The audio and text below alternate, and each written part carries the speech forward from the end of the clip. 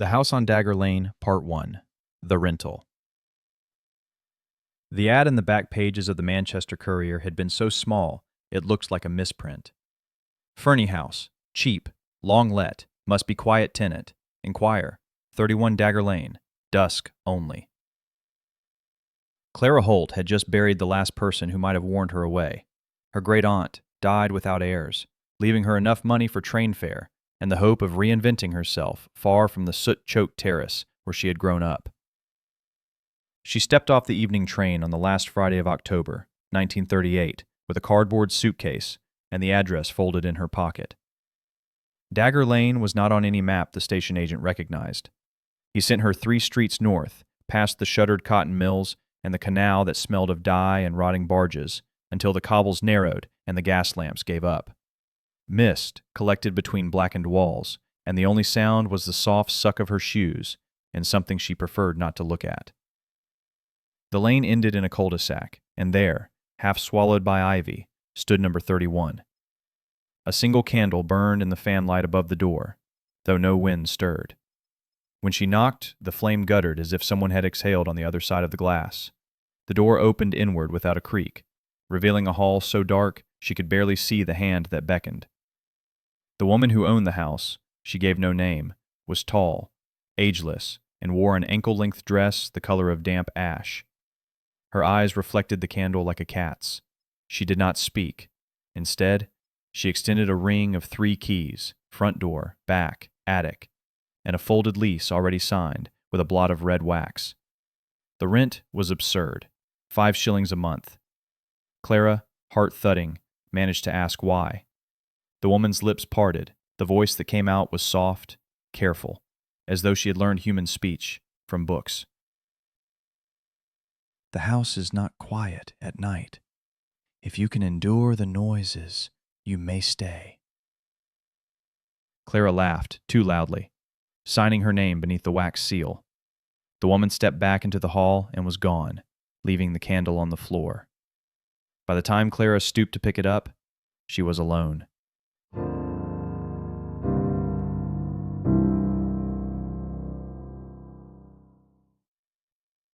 Part 2.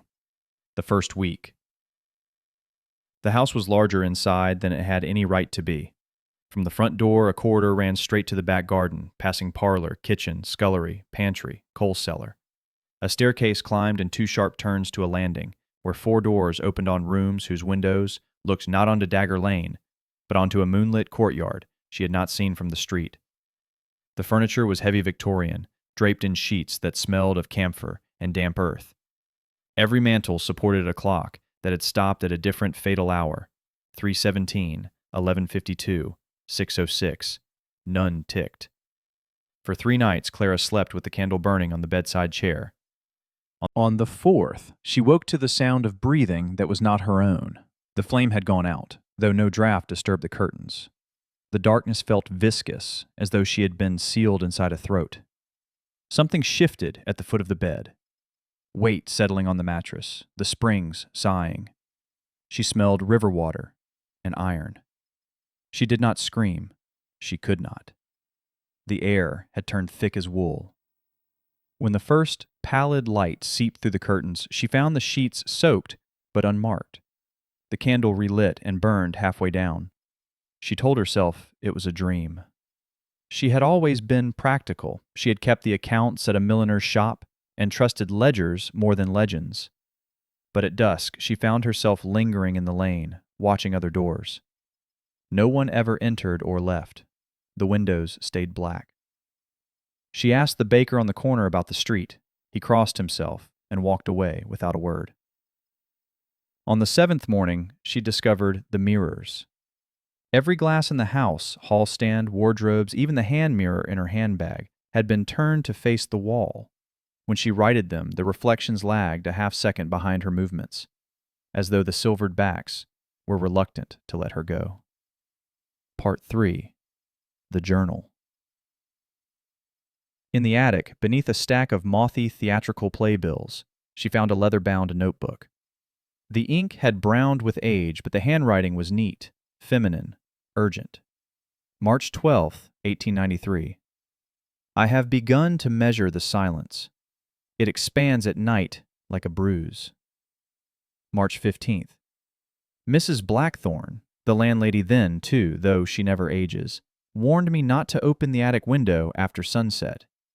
She says the house is a sieve and certain things swim against the current.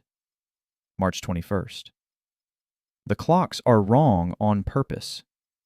When the hands align, the walls remember what happened here. The entries grew frantic. April 2nd. Tonight I followed the breathing down the corridor until the wallpaper peeled back like wet cloth. Behind it was a second corridor of raw brick and hooks. I did not count the hooks. April 4th. I have found the cellar's true depth. There is a well under the coal, bricked up centuries ago. The stones are warm. April 7th. I used the mirror to see behind me. The thing wearing my face smiled first. The final entry was dated April 10th, 1893. It ended mid-sentence. If anyone finds this, burn the house. It is not a house. It is a... The rest was a smear of ink, and what looked horribly like a thumbprint made after the hand had been injured. Clara snapped the journal shut. Dust rose in the candlelight like a swarm of midges. She told herself the diary was a hoax, a prop left by some melodramatic lodger, but her fingers trembled as she latched the attic door behind her. Part 4. The Tenant Below. That night, she stayed awake in the parlor, sewing by lamplight, determined to face whatever came. At 3:17, the hour frozen on the parlor clock, the gaslight dimmed of its own accord. The wallpaper, a pattern of lilies and nooses, bulged outward as though something pressed from the other side. From the floorboards came a wet knock, slow and deliberate. Tap. Tap, tap. Tap. Not wood striking wood, but knuckle on bone. The knocking traveled the length of the room and stopped beneath her chair. She stood so fast the lamp overturned, glass shattered, the flame licked the rug, then died, leaving only the after-image of fire. In the sudden dark she heard a child's voice, very close, whisper, "Is it my turn yet?" Clara fled to the kitchen. The back door stood open to the garden, though she had bolted it at sunset. Outside, the air was warm as July, though frost crusted the bricks. A swing hung from the single black tree. It moved gently, though no wind stirred. On the seat lay a porcelain doll with one cracked eye. Its painted mouth had been freshly smeared red. She snatched the doll and hurled it into the well she had discovered earlier beneath a loose flagstone. The splash was immediate, but the water sounded deeper than any cellar had right to be. When she turned, the doll was already back on the swing, dripping. Its remaining eye rolled toward her. Part 5. The other occupant's sleep, when it came, was a punishment. She dreamed of corridors that forked like veins, of doors opening onto the same room again and again. Each time the chair beside the hearth was turned to face the wall. Each time she approached, and each time a hand, her own hand, but wrong, glove-like, reached over the chair back and beckoned. On the 12th night, she woke to find the house full of strangers. They moved through the hall in single file, pale, barefoot, wearing nightgowns of different eras, lace collars from the 1830s, flannel from the Great War, rayon from last season. Their eyes were all the same washed-out gray, and none had pupils. They did not speak, but their mouths worked as though chewing air. Clara pressed herself against the banister. The procession paid her no heed. It filed down the main corridor and into the cellar. She followed at a distance, candle guttering. The cellar was colder than winter. The bricks around the well had been removed, revealing a spiral stair chiseled into the living rock. The strangers descended, heads bowed. From below rose a sound like waves on shingle, but slower, deliberate. Schlock. Schlock. She counted 31 figures before the candle burned to nothing. In the dark, she heard the last footfall fade, and then the bricks slid back into place of their own accord, sealing the stair. Part 6. The Landlady's Return. Clara packed before dawn. She would catch the first train, journal in pocket, great-aunt's money be damned. But when she opened the front door, the lane was gone. Instead of cobbles, there was a corridor of raw stone lit by lanterns that burned blue.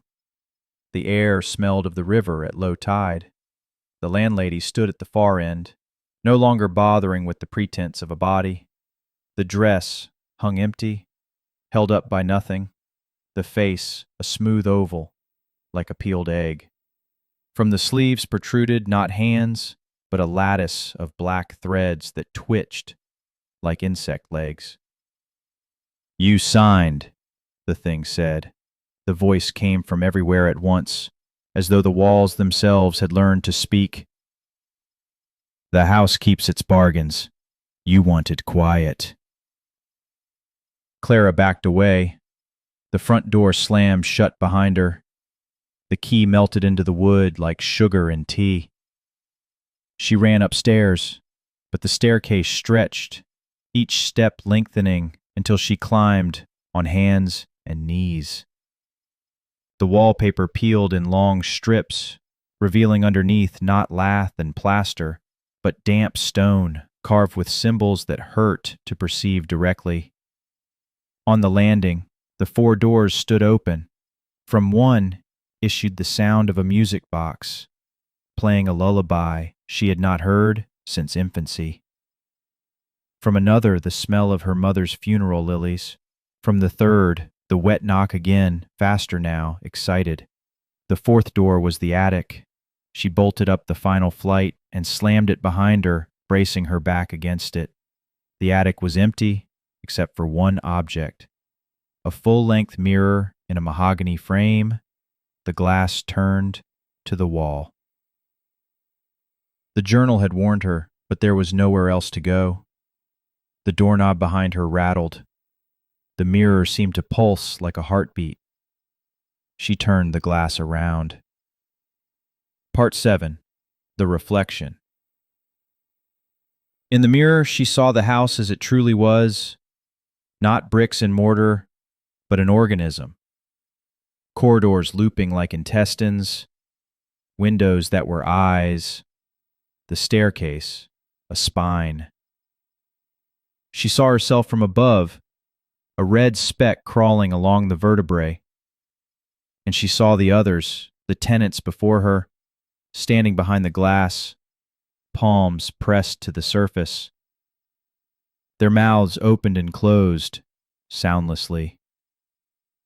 One of them was the diarist, her hair still pinned in the style of 1893. Another wore a soldier's uniform, mud-dried on the knees. They were not dead, not alive, but archived, specimens pinned between panes. The mirror's surface rippled. A hand, her own hand, reached through and seized her wrist. The grip was cold and strong as river stones. She fought, but the reflection pulled her forward until her nose touched the glass. It yielded like water. She understood then the bargain she had made. The house did not want her flesh. It wanted her outline. The quiet the landlady promised was the silence of the grave, yes, but more than that. It was the hush of a photograph. The hush of memory once the mouth had closed forever. With her free hand, Clara snatched the candle stub from her pocket. The wick was spent, but the wax still bore the scorched smell of earlier nights. She pressed the wax against the mirror, smearing it across her reflection's eyes. The glass frosted where the wax touched, the grip on her wrist faltered. She dragged the wax down in a jagged X. The mirror shrieked, an impossible sound like metal tearing under water. Cracks radiated from the X, and through them poured a wind that reeked of earthworms and lilies. Behind her, the attic door exploded inward. The black threads of the landlady reached for her, but she was already falling forward, into the fracture she had drawn. End of Part 8. The Other Side. She landed hard in the cellar, but the cellar had changed. The well was open, its mouth wide as a train tunnel. The spiral stair climbed upward, not down, and from above came not the sound of waves, but the ordinary clatter of morning carts, the smell of coal smoke and bread. The procession of tenants stood on the stairs, facing the other way now, ascending. They moved slowly, but their eyes had pupils again, small and bright as candle flames. The diarist turned as she passed Clara and smiled, an exhausted, grateful smile. One by one they climbed, each footstep loosening a shower of dust from the walls. Clara followed.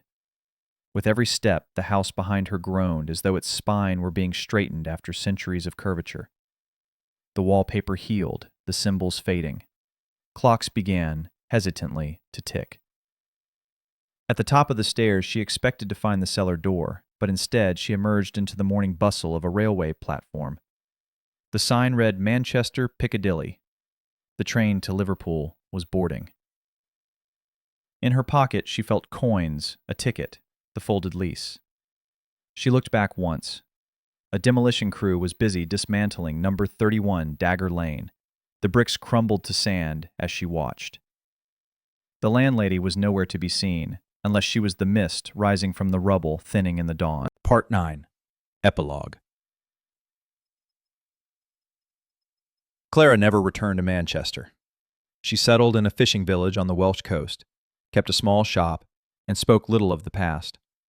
But on certain nights when the tide went out farther than usual, exposing the black ribs of shipwrecks, she woke to the sound of breathing that was not her own. She kept a candle beside the bed now and a stub of sealing wax. Once, a traveling mirror seller left a looking-glass at her door. She buried it in the garden before nightfall. The lease, scorched and brittle, she kept in a tin box. The last clause, written in ink that had turned the brown of dried blood, read, "The tenant may depart if another can be persuaded to take her place. The house abhors a vacuum." Sometimes, when the fog rolls in from the Irish Sea, she hears footsteps on the lane outside, soft and deliberate. Tap. Tap, tap, tap. She lights the candle and waits, counting heartbeats, praying the knock passes on. And sometimes, only sometimes, the footsteps do pass. But other nights they stop at her door, and she presses the wax against the wood in the sign of the X, and waits for dawn.